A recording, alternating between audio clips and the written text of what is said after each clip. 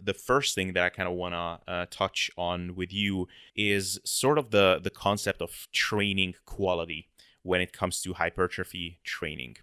And to expand on that, we sort of do a lot of things, or as per latest evidence-based training recommendations, there are a lot of things that we are kind of advised to do, like train with slightly higher training frequencies, take longer rest periods. And if we kind of boil it down, a lot of those things come down to having a higher work output, basically being able to lift more weights or do more reps. And it's kind of intertwined with the idea of getting stronger.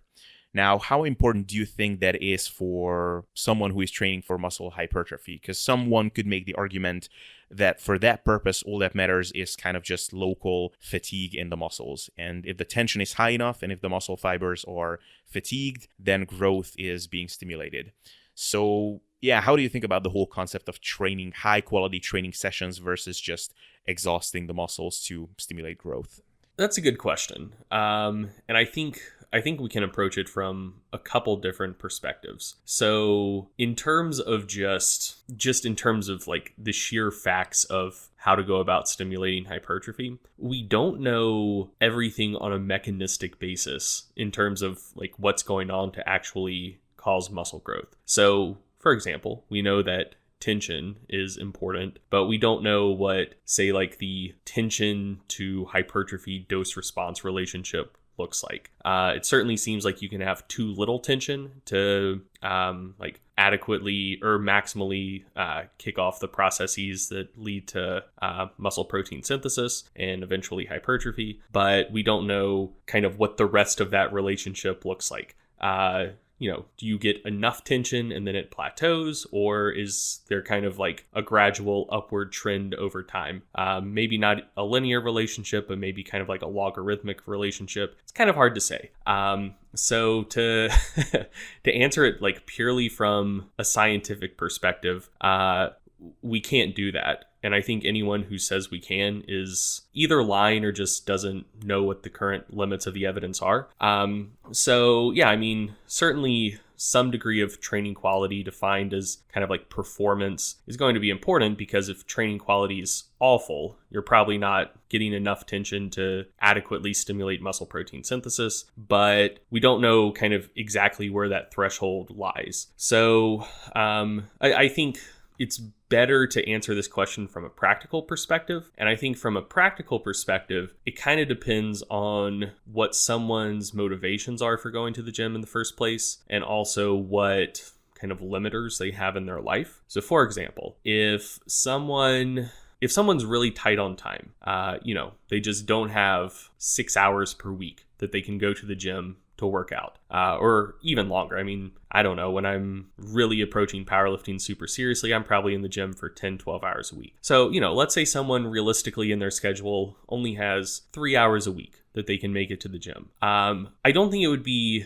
particularly great advice to tell them, like, you need to rest 3 minutes between every set to maximize your training response, because then just total weekly volume is going to plummet because they're time constrained. So for a person like that, just focusing on getting in as much work as they can within, those 3 1-hour sessions as possible, since we know volume is really important for hypertrophy, that's probably going to be the way to go. So instead of, resting a long time between sets and making sure every set is as high of quality as possible, you might instead recommend something like antagonist supersets, or supersets training muscle groups that aren't going to interfere with each other. So, maybe start with a superset of biceps and quads, whatever.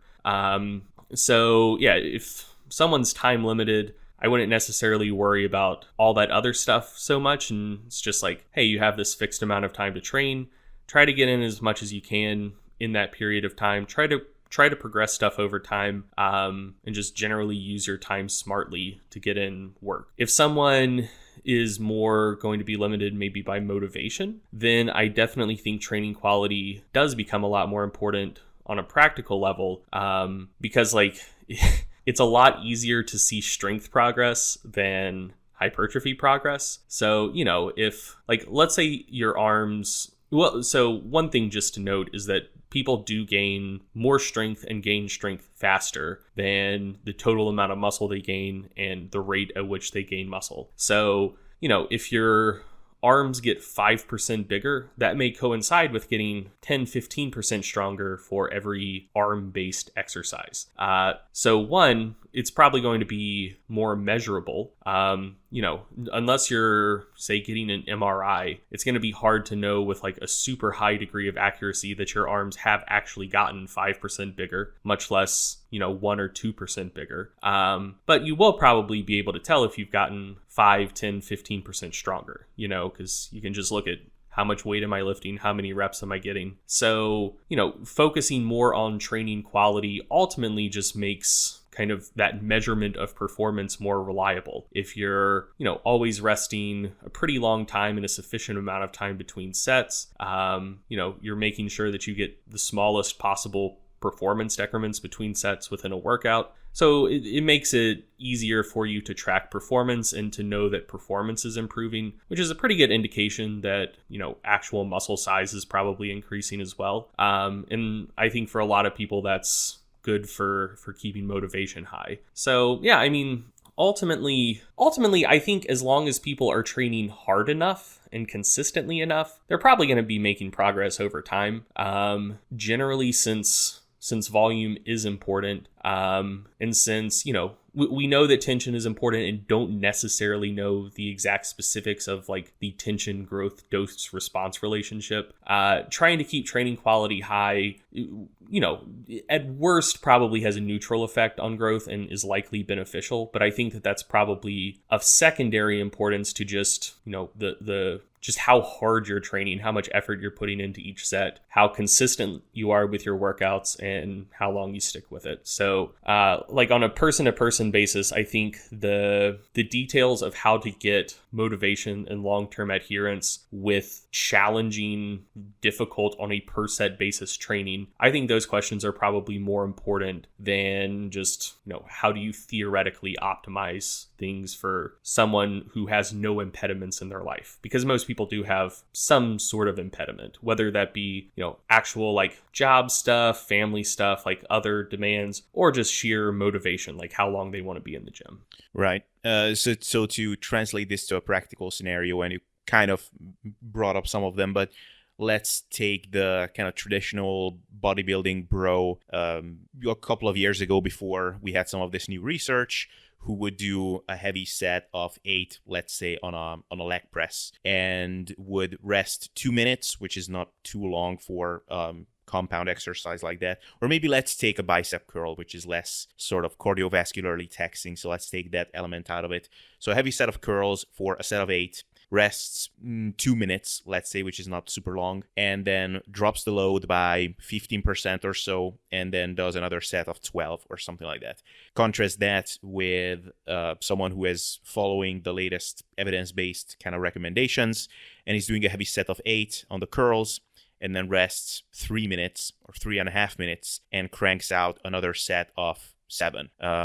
Do you think, and let's assume that their genetics are identical just for the sake of this, do you think that there would be, like, who would you rather bet on, or do you think that their results would be equal in terms of muscle growth? I think in the long run, as long as both of those two sets end up being similarly challenging, I don't think there's going to be much of a difference. So I do think, as far as like rest intervals go, it's interesting because there are people who have a lot of hot takes when it comes to rest intervals, and they're oftentimes conflicting. So you'll see people, you'll see the same person looking at one study and saying, oh, well, longer rest intervals are better for growth. And then they look at another study, which I think there's like literally just one longitudinal study in this area right now. And I'm blanking on the author's name, but looking at rest pause sets. And so like there's one study showing that, over like 6 or 8 weeks, rest pause sets led to more growth than traditional sets. And so like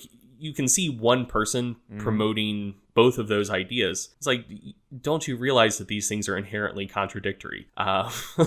Like with rest pause sets, you're resting like 15 seconds between sets or whatever. And you're also then recommending resting 3 minutes between sets. Like, it's hard to square that circle. And so as far as rest interval stuff goes, like I think one of the reasons that people these days so I think back in the day, the reason people recommended shorter rest intervals is like, one, helps you get through your whole workout and not have to spend all day in the gym. Two, maybe it gives you a little bit of a bigger pump, and people used to think the pump was more important than it likely probably is. But then I think the reason that kind of the narrative around rest intervals has shifted so much, like in the last 2 years, is Brad Schoenfeld published a study looking at the impact of rest intervals on muscle growth, and it found that people who rested longer grew more than people who rested less. And I want to say it was 3 minutes versus like a minute and a half in that study. And so like, this isn't a knock on Brad at all. It's more a knock on people on social media who claim to be quote unquote evidence-based. Like when you see people talk about rest intervals, that's often literally the only study that will be cited. But the thing is, it's not like that's the only study on that topic that exists. And when you look at the balance of the literature, which we did in a recent episode of our podcast, it's actually like super mixed. There's that study and one other showing more growth with longer rest intervals. There's a couple studies showing slightly more growth with shorter rest intervals. And then there's 1 or 2 studies finding really no difference. And then, like I said, there's also that rest pause set study that people like to cite as well. So like, I don't know, man. I kind of think that of the things that one would worry about, rest intervals is probably pretty low on the list in terms of the impact that it can have on long-term progress. And I kind of feel like rest intervals matter more or less depending on what type of exercise you're doing and whether it's going to impact like whether you can actually put forth a high degree of effort on the next set. So for example, if you're doing a reasonably full body exercise, so think like a squat or a deadlift, like obviously those are primarily lower body exercises, but everything's kind of under tension to support the load. If you do a hard set of like 10 squats and then you're only going to rest 45 seconds and get back under the bar for another set, the next set's just going to suck because not only are your muscles fatigued, you're still sucking wind at that point. Like, unless you're really weak, you're probably still going to be dealing with some level of cardiovascular fatigue, and it's going to make the next set suck. Versus, you do a set of bicep curls, you rest 30, 45 seconds, do another set of bicep curls. Like maybe your performance is going to be decreased a bit, but it's not like you can't put forth a high level of effort again for the next set of curls. Like the performance may be down, but it's not like just the sheer level of effort you can put into it is decreased, So yeah, I think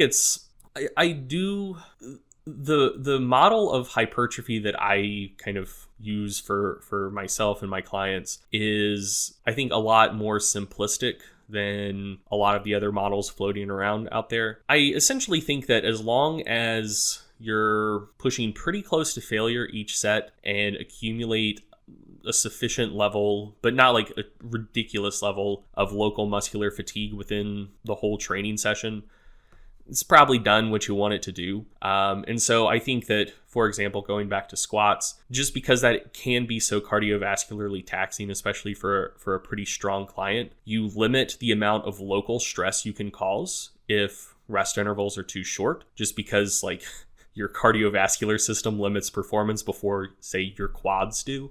But for example, like with a bicep curl or a tricep extension or delt raises, you don't really have that same limiter. So I think you can get away with shorter rest intervals and get just as good of results with shorter rest intervals.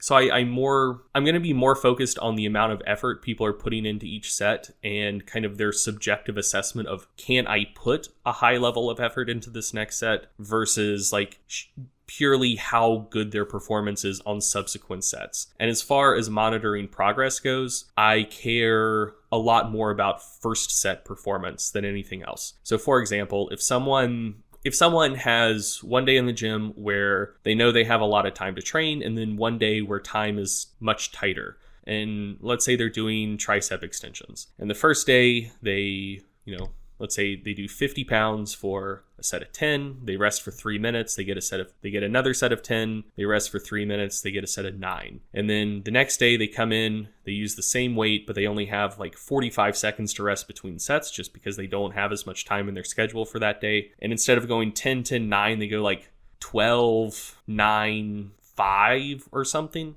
I would personally look at those as probably being similarly effective as far as stimulating muscle growth goes, assuming that each of those 3 sets was taken to a similar proximity to failure. And I would personally see that as progress from the first session to the second session, because in that first set, when they were fresh, they got more reps in their first set, even if their total performance across all 3 sets was decreased because rest intervals were decreased. As far as like monitoring stuff as a coach goes, it's nice if someone has a super consistent schedule and they can like make sure that rest intervals are the same every single time. So you can look and say, across this entire exercise, how did performance do? But in terms of if a client needs to change something, I don't worry much at all about whether they need to change rest intervals and if that impacts like performance on the second, third, fourth set of an exercise, because I see that as a vastly secondary variable to like, is exercise selection good? Are you performing the reps properly? And are you putting a high level of effort into each set? Awesome. So basically rest as long to where the limiting factor in your performance is going to be local factors in the muscle as opposed to things like cardiovascular fatigue and just being gassed out. Would that be a fair conclusion? For the most part. So this is incredibly subjective, but I do think... So I think you need to be recovered enough that your muscles feel like they can do something at the start of a set. So like, for example, if someone has ever done a very light set of bench press to failure where, let's say you fail on rep 30, that just like subjectively rep 1 feels fresh, rep 15, maybe you're starting to feel a little bit of fatigue, but it still feels like you're doing basically the same exercise. And then by rep 28, it's weird. Like your muscles just don't feel like they're contracting in the same way anymore. Just because so much fatigue is built up. So I would say probably rest long enough that the first few reps of the set still feel like normal executions of that exercise. And otherwise, yeah, you're probably fine. And I mean, like, I think in general, as long as you're getting at least like 5-6 reps per set, you're just simply not going to be starting each set in a super fatigued state, because you have to have some level of freshness to get multiple reps. So yeah, like I would say don't treat every exercise as if it's a rest pause set where, maybe by the last set you're only getting 2 reps. But as long as you're getting a substantial number of reps per set, and you feel like you are being limited by the muscles you're trying to train versus just general cardiovascular fitness, then yeah, I think you're fine. Perfect. So on the theme of training quality, there is sort of a camp on the internet, a training camp that is kind of going against the emphasis on higher volumes and is very much emphasizing the importance of first just get out as much from every single repetition and from every single set as possible, and only then worry about adding more sets on top of that. Now, it's interesting because I had recently a really awesome roundtable conversation with Eric Helms and Mike Israetel, and there Eric pointed out that basically there are 2 camps if you look at the elite level bodybuilders, for example, where one camp, such as Jeff Alberts would be a good example of this, is getting a ton of fatigue but also a ton of stimulus from a very low amount of volume. And then there is this other camp, such as Doug Miller, who does a crap ton of volume and tolerates it just fine and also grows like a weed. And kind of those 2 extremes tend to make up the elite level of kind of the people that you're seeing on the stage. Is this something that you tend to see as well? I mean, I know you're not following bodybuilding per se that closely, but do you tend to see this as well, that those 2 extremes tend to make up the elite level lifters? Kind of, yeah. I mean, so this may be kind of like punting or like capitulating on the question, but I think that to a large degree, I think that just like troubleshooting training style is super important. So as someone who doesn't really have a dog in that fight, actually, I don't think I'm supposed to say that anymore. As someone who doesn't have a horse in this race, I think that like we don't know that much about, in terms of like on a scientific level, we don't know that much about factors that contribute to someone responding better to one training style or another. However, there is research very much suggesting that some people do respond better to one training style or another. So one of the early papers that looked at that was by Beaven and colleagues, Beaven. And so the design of the study was interesting, but the measures were kind of poor quality, unfortunately. But basically what they did is they took a group of rugby players, they put them through 4 different workouts, and they looked at the acute testosterone to cortisol response in each of those 4 workouts. And half of them, they put them on the workout that elicited the quote unquote best acute testosterone to cortisol response, and half of them, they put them on the particular workout that gave those individuals the quote unquote worst testosterone to cortisol response. And so they did it by individual, like not by group. So for example, I think, and I could be slightly wrong here, but I should be close enough, I think the workouts were like 5 sets of 4 at 80%, 3 sets of 10 at 70%, 4 or 5 sets of 15 at like 60%, give or take, and then essentially like a deload. So like 3 sets of 5 at 50%, something like that. And so like they got each of those acute responses for the individuals, started with half of them on the protocol that gave them the best testosterone to cortisol response, half of them on the protocol that gave them the worst testosterone to cortisol response. And then after either 3 or 4 weeks, they did a crossover. So the people who started with the program that gave them the worst testosterone to cortisol response switched to the one that gave them their best testosterone to cortisol response, and vice versa. And what they found in that study is, I believe they looked at both some strength measure. I wouldn't want to venture what it was because I haven't reread that study in probably 2 or 3 years. But they looked at some strength measure, and then they also assessed just scale weight as a proxy for hypertrophy, which isn't a particularly great proxy, but that's what they had. And they found that the people training on the protocols that gave them like the best individual testosterone to cortisol response gained a pretty substantial amount of strength and also scale weight within 3 weeks, or 3 or 4 weeks. And then the people who trained on like the quote unquote bad protocol for them generally didn't improve performance, and also like either had flat scale weight or possibly even lost weight over the short term. I emailed the author about that because it didn't give a breakdown of like, you know, how many people had the best T2C response with maybe those two protocols that looked kind of like hypertrophy training, how many had like the best response with the other ones. There wasn't a breakdown of that in the study. So I emailed him and asked like, hey, like were people represented in all 4 of these protocols in terms of like best and worst T2C responses, just to make sure that it wasn't just, you know, essentially just filtering everyone into the like hypertrophy looking protocols. And he was like, no, like there were people who had their best and worst response to all 4 of the protocols. So yeah, study was interesting, but not incredibly informative because it was short term and didn't take the best measures. More recently, there was another study by Jones and colleagues that did something incredibly similar, but instead of looking at acute testosterone to cortisol responses, they looked at genetic profiles.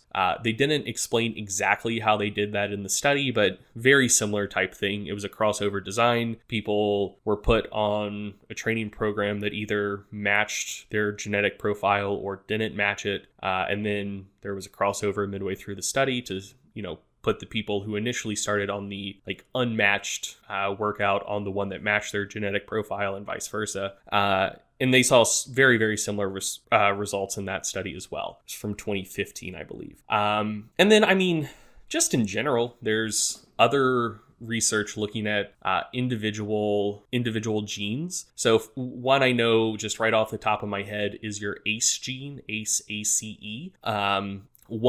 So what they found is that if you have one particular version of that allele, your results to training seem to be pretty volume dependent. So like doing multiple sets of training yields more strength gains, more muscle growth than just doing single sets. If you have another version of that allele, you seem to get just as good of results with single sets as you would multiple sets.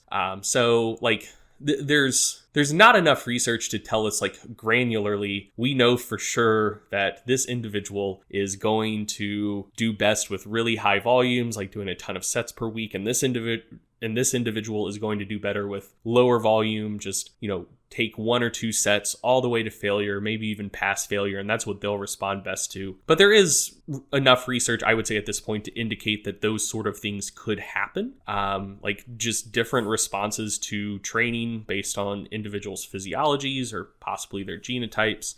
So yeah, I mean, like, I think it's plausible as hell that there are 2 very effective training styles, and maybe one is really good for someone else and really bad for someone else. And if I had to pick probably the 2 dominant factors of kind of what would lead to that polarized relationship, it is probably just like effort per set and then just total training volume. Some people, they need total training volume to be high, but if they push too close to failure every set, or do intensity techniques that take them past failure or anything like that, they start really fatiguing and breaking down. But if they keep a couple reps in the tank and just do an ass load of sets, that's great for them. I can definitely see that being the case for some people. And then for other folks, if they do a ton of, and I think the second one is me, by the way, if I do a ton of sets, I feel like trash no matter what. Like I've tried to do it for like months at a time, hoping I would adapt to it. I just didn't. But if if I'm trying to like grow a particular muscle group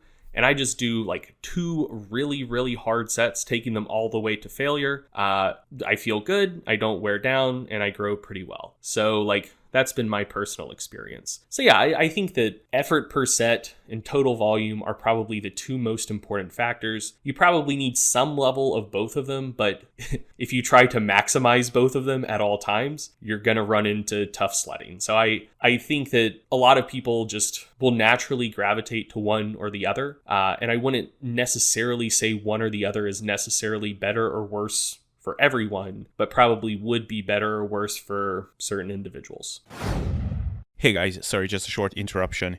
Mainly doing this because people have been asking me a lot in private messages on Instagram and Facebook and email whether I'm doing online coaching, and the answer is actually yes. Maybe I've been doing a bad job promoting this so far, but in each video description, if you go to the show notes, you will always see a Calendly link there, where you can book a free call, where we can chat on a call for up to 45 minutes. We can talk about your goals, what you would like to achieve, and whether or not you and I are a good fit for a coach-client relationship and can effectively work together to achieve your goals in the most efficient way possible. So if that is something of interest to you, then you can check the show notes wherever you're listening or watching this. There will be a Calendly link where you can just book that free call and we can move forward from there. So that's all I had to say for now. Let's continue with the show. Do you think that kind of aches and pains and your tendency to kind of just accumulate injuries is a good proxy to determine that for yourself? I mean, not that you should intentionally get yourself injured just to test this, but like you could say, well, just test it out, which works best for you. But if you're a reasonably advanced person, then just seeing what works best for you might take an entire year, or at least a couple of months. So like, how do you think you can test it for yourself in the short term, which one you are? I mean, I think the easiest thing to do is just look back at your logbook. I mean, so if you haven't been training for very long, then it shouldn't take you that long to be able to test one training style against another. Like, you can probably see some level of measurable progress within 3 or 6 months. And if you have been training for a long time, hopefully you haven't been training the exact same way for a decade straight.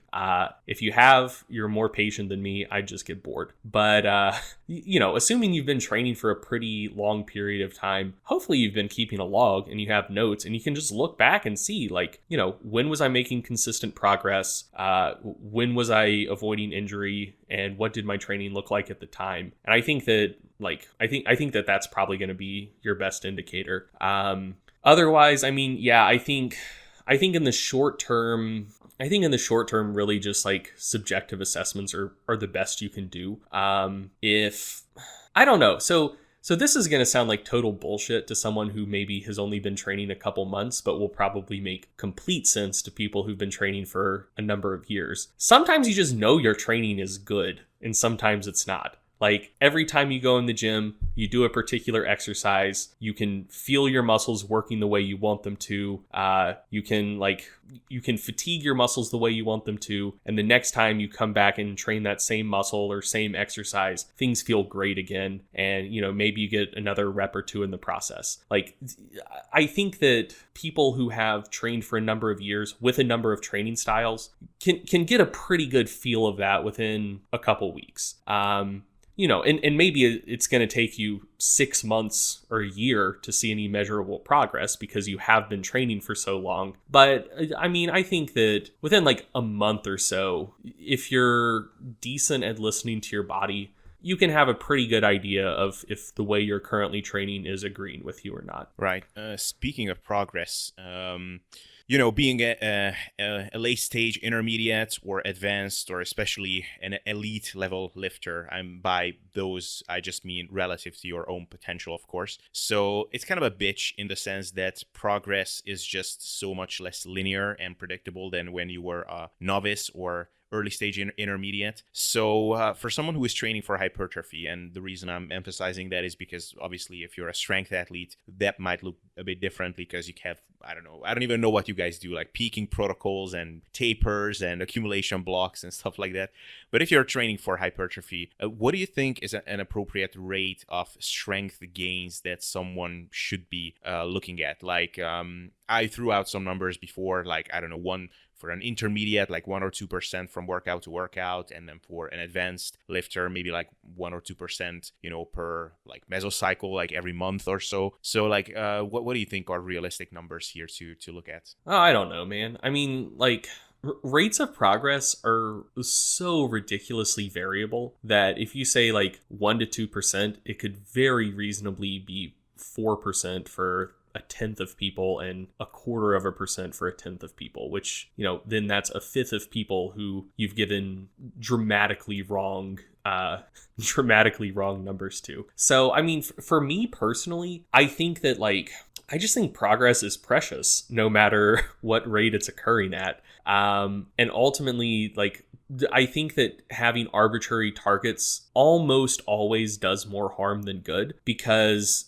if you give something that even if it's an incredibly accurate average, then unless you're dealing with something where the variance in outcomes or variance in rates is incredibly small, if you give an average, they're, are assuming it's not like a dramatically skewed distribution. There's going to be about half of people who aren't going to be able to meet that average. And there's going to be about half of people who do, or who could do dramatically better, or who could do at least some degree better than that average. And so I think that kind of centralizing things around numbers that people use as benchmarks is going to leave a pretty large number of people quite disappointed, and a pretty large number of people either arrogant or complacent. Arrogant if they're making way faster progress than that, and they're like, haha, I must be just training way better and way smarter than everyone else, when it's like, no, you probably just picked better parents. Or complacent if, they're happy to be making average progress, which they've told they should shoot for, when they could be making substantially better progress. So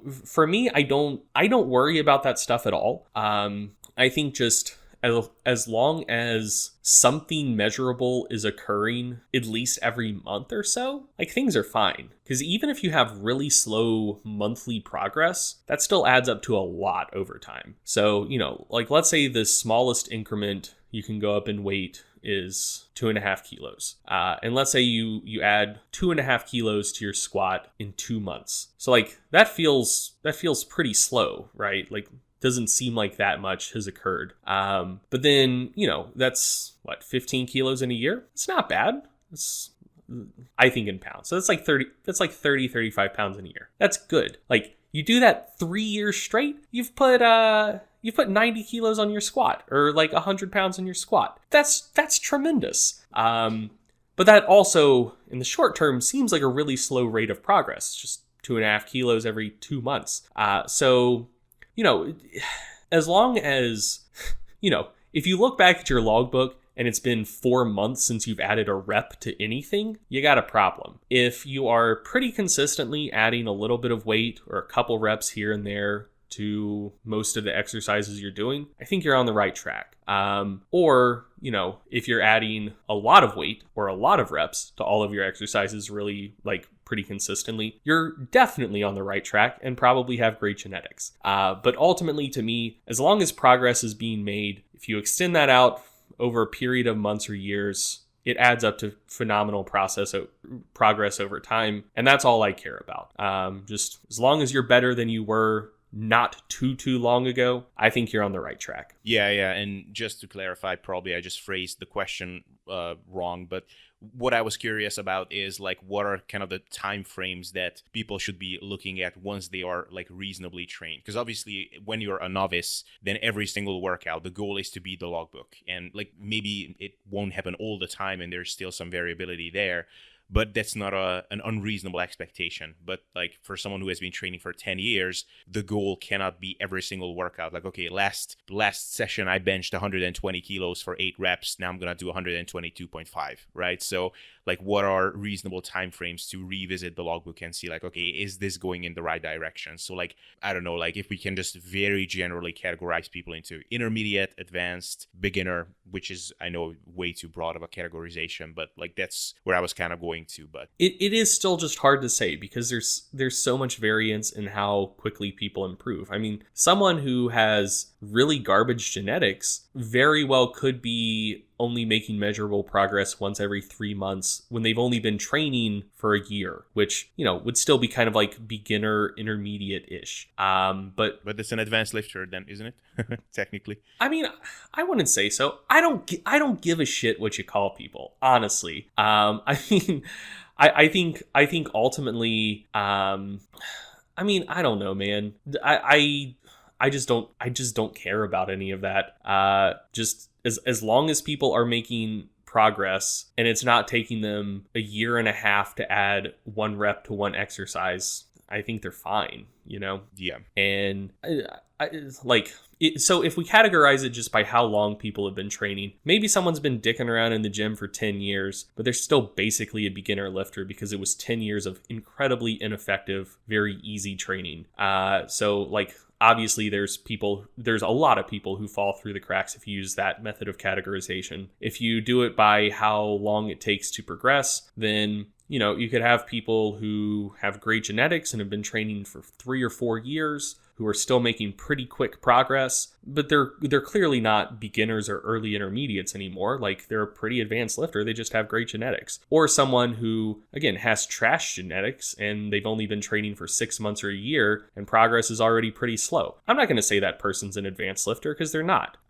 So like, I don't know, like people are people, and the longer I am in this game, the less and less I'm interested in trying to categorize folks. If you had to choose a categorization method, I would say like total years spent of hard and generally effective training, but then that's also super subjective because like, the guy who has just been dicking around for 10 years probably has only still been in the gym for 10 years because he thinks he knows what he's doing, So like, I don't know. That's just not something I really ever put much thought into because I just don't think it's that useful. Right. I can tell that I did not get myself into your heart with this question, so we will just move on. No, it's fine. I mean, I know that if anyone's out of step here, it's me. I have put out like categorizations before and whatnot. I know that's kind of the language that everyone uses to discuss this. It's just as more and more time goes on, the less I think it is either useful or appropriate. But I know that I'm the weird one here, not you. Sure, fair enough. Okay, so moving on from then what do you think of the idea of adding sets to your workouts or to your program week to week, or just as a means of progression in general, versus focusing more on reps or weight and increasing the training stimulus that way? So basically increasing workout volume, and within that, in the most direct way, workout set volume. Or do you think it's just kind of just one other way to increase the stimulus and it's not inherently better or worse? What do you think? So, I mean, I think it depends on what time scale you're talking about.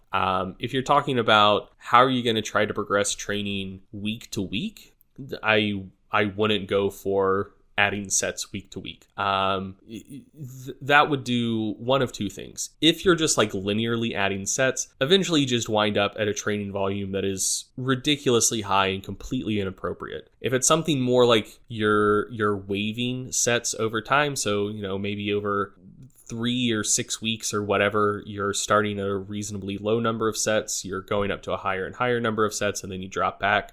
I mean, I think that I think if you look at kind of like the volume versus rate of hypertrophy relationship as something like a hormetic curve or like a inverted U relationship, you have some theoretical level of volume that is the best for you, whether that's like across all exercises or just for a particular exercise or muscle group or whatever. If you conceptualize it as something like an inverted U relationship, which I do, there is some level of volume that is the most appropriate for you, that's going to give you the best rate of progress over the short to medium term. And so I think that if you're like waiving the number of sets that you're doing, and let's say it's a 3-week wave, and for a particular exercise, like 4 sets is theoretically the best number of sets for you. And you do week 1, 3 sets, week 2, 4 sets, week 3, 5 sets. I think that would be fine. Like if 4 is best, 3 is probably okay, 5 is probably a little too much, but not way too much. And if that's just how you like to set up your training, cool. I think that would be perfectly fine. I think if 4 is like the theoretical optimal number for you, and that wave is going from like 2 sets to 6 sets, that's probably a little bit worse than 3 to 5. If it's going from 1 set to 7 sets, that's probably quite bad, because then you're spending at least 2, 3, 4 weeks training with levels of volume that are either way too low or way too high to be optimal for you. So I generally wouldn't fiddle with the number of sets on a week-to-week basis for a couple of reasons. One, I think just on a practical basis, people kind of like to know what they're getting into when they go into the gym. And even if it is just, starting a wave at 3 sets, ending at 5 sets, that's still going to be a 66% increase in total training volume and probably total time in the gym as well. So, maybe like week 1, your workouts take an hour, week 3, they take an hour 40. Some people have that type of flexibility in their schedule, but like busy students or like working professionals with families, like very well may not have that amount of flexibility in their schedule to say like, oh, some days I'm training an hour, some days I'm training 2.5 over the course of like a 6-week wave. So I think that there's some practical limitations. And then I also just think that like, I don't see that it adds any benefit over finding a level of volume that is appropriate for you and just kind of rolling with it. So I don't think it adds much, and I think that there are some practical drawbacks. So as far as adding sets go, I see that as more of a like intermediate to long-term approach of progressing training. So just on a week-to-week basis, like find a level of like set volume per week per exercise that is appropriate. I'm not even going to worry about whether it's like theoretically optimal. I don't think that's a very useful consideration, but just find something that does let you progress like on a pretty reasonable time span. And then when that stops working, like when you do eventually plateau, just like kind of take inventory and see like, okay, I'm not making progress. I'm not growing. I'm not adding weight. I'm not adding reps anymore, but I feel good. I feel fresh. Like nothing super creaky or achy. Sleep quality's fine. Appetite's fine. I don't have any clear indicators that I'm overreaching. Then at that point, it is probably just you have adapted to the type of training you've been doing and you need to increase the stimulus. So a very reasonable way to do that is to add more sets. So, maybe you stick with the same general set volume for 6 months, a year, maybe even longer. And then when you do plateau, add more sets. Or maybe you hit that plateau, kind of take inventory, and you're like, man, I feel like shit. Like I'm not making progress. My sleep quality is terrible. I never have an appetite. I feel groggy and fatigued all the time. Then like it very well could just be that like the training you've been doing, even though set volumes haven't gone up, like the sheer amount of stress you can put on yourself on a per set basis has trended up. And so maybe at that point, the way to make progress is actually to decrease set volume a little bit.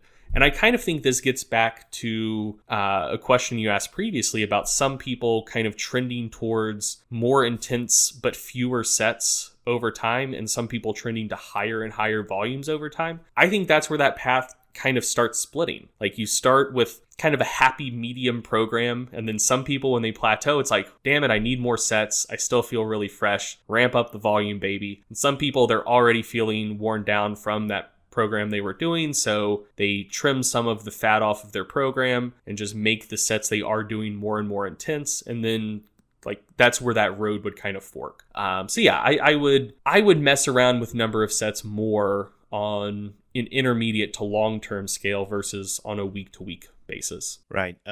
Now, speaking of which, another kind of hot topic, and as per, once again, this giant roundtable I just had recently with these guys, what do you think about the idea of using muscle soreness as a proxy to determine whether our training stimulus is adequate, or maybe we should be doing more?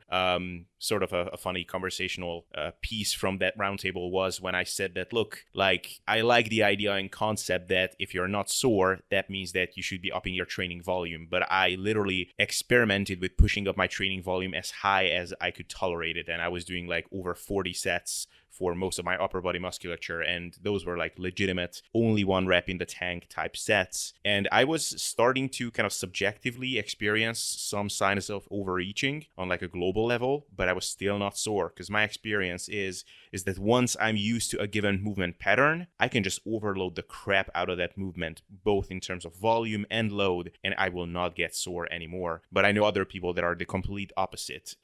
What have you seen on that front, and what do you think? I think pretty much what you just said.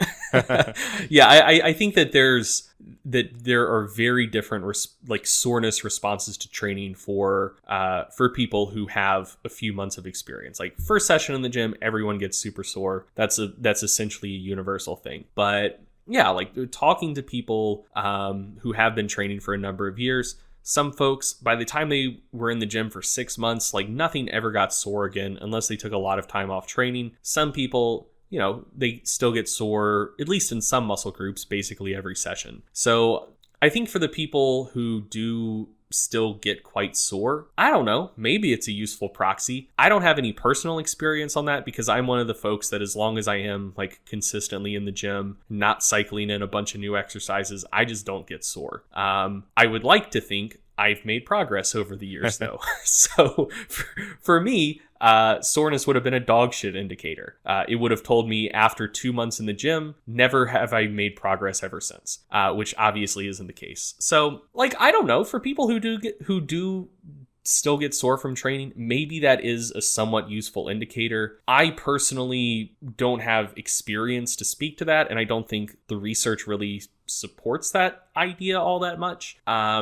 I would add soreness in with just like kind of the subjective assessment that I talked about in responding to the last question though. So like, you know, if you reach the point where you've plateaued, you still feel fresh, you don't have a bunch of aches and pains, no sign of overreaching or whatever, and also you either aren't getting sore anymore, or maybe are getting substantially less sore than you once did, then maybe you could add that in as like a tertiary indicator that maybe you need to increase volume, but it wouldn't be like a leading indicator. And then vice versa as well. You know, you've plateaued, you're experiencing signs that suggest you may be overreaching or overtraining, and now you're also maybe getting way more sore from training than you used to. Maybe that's a sign you need to pull back a little bit. But it would be, yeah, I would use it if I used it at all, which I don't. But if I did, it would be like a tertiary or like quaternary indicator, not like a primary or secondary indicator. Right. Awesome. So one thing that is kind of tied in, like I mentioned, like you, once I'm adapted to a certain movement, nothing gets me sore, but adding in a new movement will get me sore. And there is sort of one line of thinking that suggests that adding in a new movement pattern and sort of inducing new exercise or increased exercise variety is kind of opening up a new pathway for growth. So I don't know if you've been like doing front squats and split squats and back squats for your quads, let's say, and now you add in leg presses or lunges or something new, it kind of opens up a new pathway for growth. And it also happens to correlate with increased soreness. So would you agree with this, with or without the soreness factor, that that's sort of a potential avenue? Oh yeah, for sure. I think that there's two potentially different questions here. One is, might it cause more just overall growth? Like, let's say measured in terms of like you're doing leg exercises, you just look at like lower body lean mass, or if you had a way to assess like total lower body muscle volume. So that's one question. And the next question is like, might it cause growth that your current bevy of exercises would be unable to go about causing? To answer the first question, I'm really not sure. I think that there are absolutely practical reasons to cycle exercises over time. I think that it's reasonably plausible that it could decrease kind of like chronic overuse type injury risk over time, just shifting up the motor patterns you're doing a little bit. And I also think that, it can just keep training fun and interesting. Some people just get bored if they do training that looks too similar all the time for months on end. And people like seeing measurable progress. And if you sub in a new exercise, you're probably going to be able to make progress on it for at least a couple months. That may not be progress indicating you are actually growing more muscle. It could just be that you're adapting to the new exercise, you're learning the movement pattern, etc. But it can keep motivation high because, the actual numbers you're doing are going up, and that's fun. So I think there are practical reasons you may want to do that. Does it actually increase rate of overall muscle growth? I don't know. I'm kind of agnostic about it. However, the second question is, might it cause some level of muscle growth that your current group of exercises is unable to? And to that, I think it certainly could. So there's some level of research looking at like local EMG responses to different exercises. So if you went back 5 years ago and certainly 10 years ago, if you say threw out the idea of, oh, this exercise targets my inner pecs and this exercise targets my outer pecs, all of the bro bodybuilders would be like, hell yeah, brother. And all of the sciencey people would be like, no, that's bro science. You can't do that. But as more and more research has come out looking at like regional muscle activation with different exercises, we are seeing that is actually a thing. That certain exercises do target different areas of different muscles. There is less research looking to see whether that actually equates to longitudinal differences in hypertrophy, but the handful of studies out there that do look at longitudinal hypertrophy do find that, okay, like, yeah, some of these exercises are probably causing like differences in regional hypertrophy than other exercises that target the same muscle group. So it very well could be that if you sub out, I don't know, step ups for split squats or something like that, it helps grow like a slightly different region of your quads that the step ups were doing a poor job at. Does that necessarily equate to greater overall quad growth over time? I'm not sure. Maybe so. Does it really give you anything that just using a variety of exercises all the time wouldn't give you? Also not sure about that. So for example, if you're a powerlifter, like this is super common. If you're a powerlifter, probably all of the hamstring training you do is like deadlifts, RDLs, and maybe like some tertiary hamstring activation from squatting, even though squatting isn't a great hamstring exercise. That's something that's, I think that probably applies to 90% of powerlifters. Virtually all of the hamstring work you get is just pure hip extension. I very much think that if all the hamstring work you do is hip extension work, if you add in leg curls as well, that will probably boost total hamstring growth, but will, say cycling between RDLs for a block and then leg curls for a block and then RDLs for a block and leg curls for a block, will that lead to more total hamstring growth than just doing leg curls and RDLs all the time? I don't know. I don't really think so. So I don't know. I think that I think it's definitely a good idea to include different exercises for all of your muscle groups on some time scale or another, whether that's all together within a training block or cycling through them block to block. I like I said, I think that's probably a good idea from a chronic injury standpoint and probably from like a overall well-rounded muscular development standpoint. Will it actually lead to more total growth over time? I don't know. I'm kind of skeptical. But I don't think it would hurt growth over time. Right. So since you mentioned injury in the end, this is something I kind of heard you address on a recent Stronger by Science Q&A, but maybe specifically addressing this in the context of someone training for muscle growth, just because there's just so much leeway there in terms of light loads, heavy loads, like all kinds of bullshit exercises that we can do and still make it effective.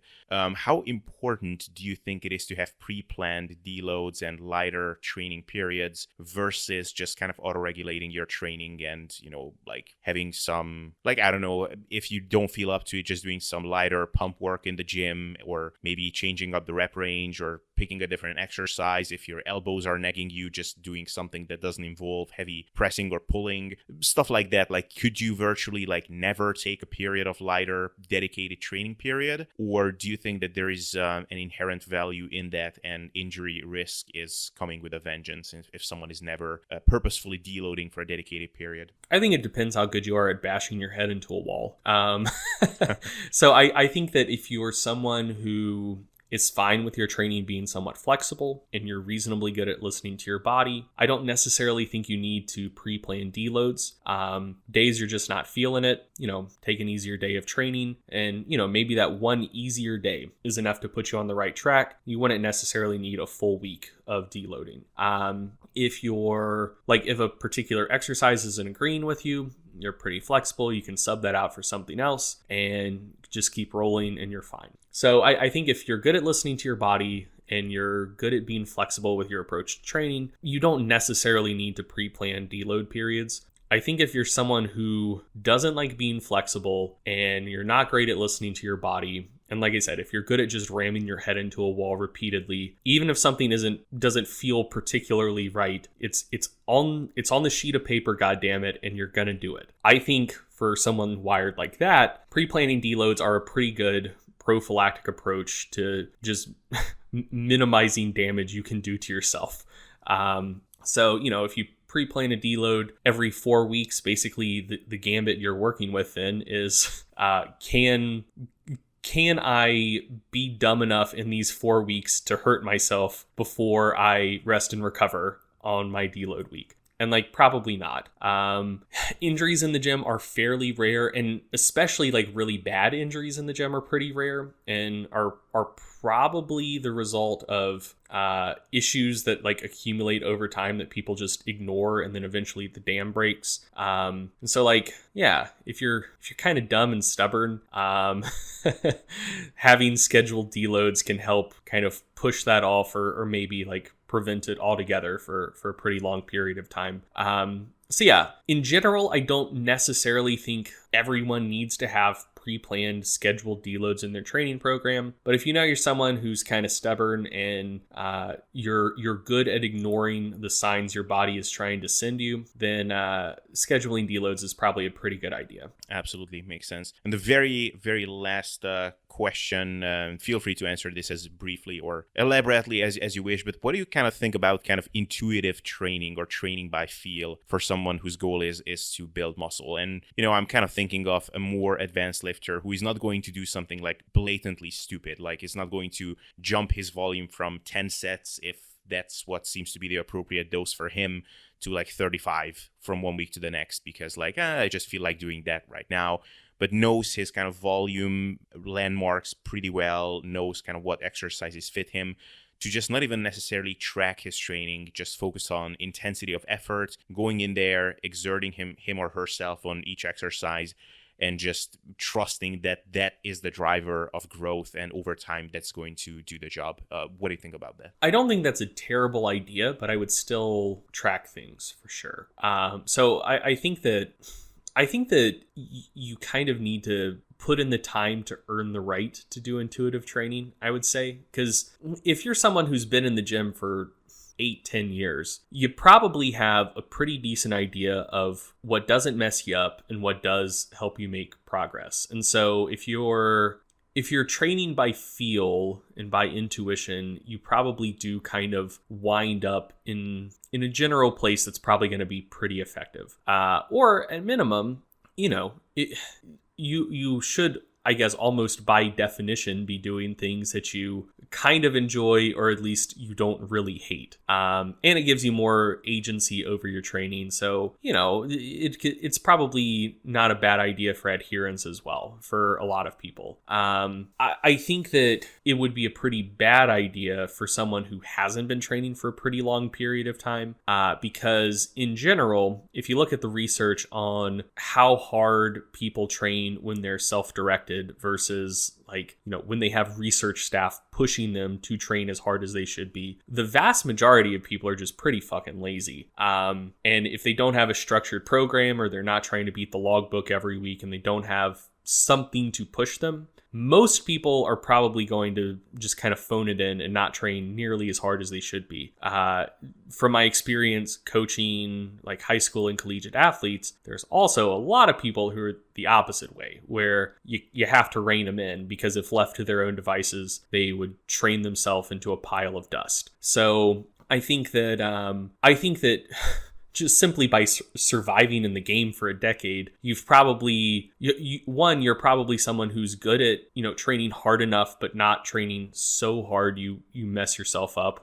Both of those groups of people probably wash out over time. And also, if you're mentally engaged in the process, you do kind of know, okay, this has been effective for me in the past. I haven't probably been training with quite as much volume as I should be. Let's make a point of ramping it up a little bit. I don't have this pre-planned, but I do know I probably need to be doing a little bit more, or vice versa. That's you have earned those intuitions. You've learned them and earned them.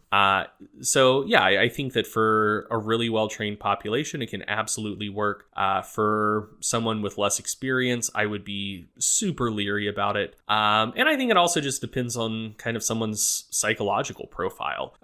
So when some people are given more freedom and agency, they love it.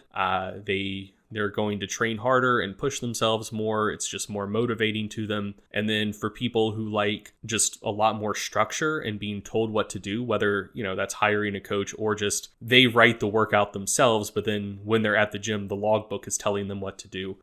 They just like that a lot more. So, it would probably need to be someone who has the right psychological profile for it and who has been training for long enough to do it effectively. But I think if you meet both of those two criterias, intuitive training can work just fine. Absolutely. That was a great response. I don't do that myself, by the way, just for the record. I don't think I've earned that yet. Intuitive eating, yes, but not intuitive training. So, Greg, thank you so much. You answered basically all my questions that I planned. We skipped out on a couple of tangents, which could have been interesting, but in the interest of time, we are going to wrap it up there. So thank you so much. And just please let people know where they can find you and anything new that you have coming up and stuff like that. Yeah, thanks for having me back on.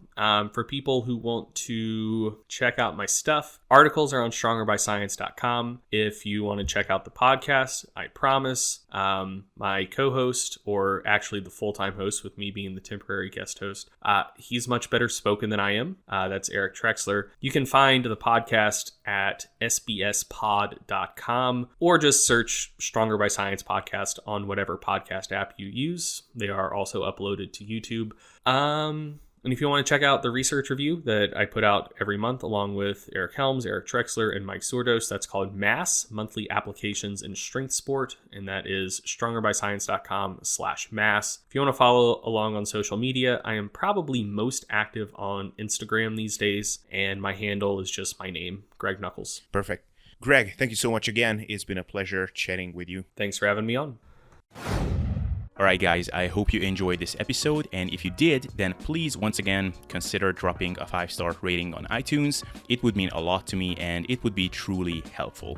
And if you're interested in more cool stuff, then you could visit my YouTube channel. If you type in Sustainable Self-Development Podcast there, or even SSD Podcast, it will come up.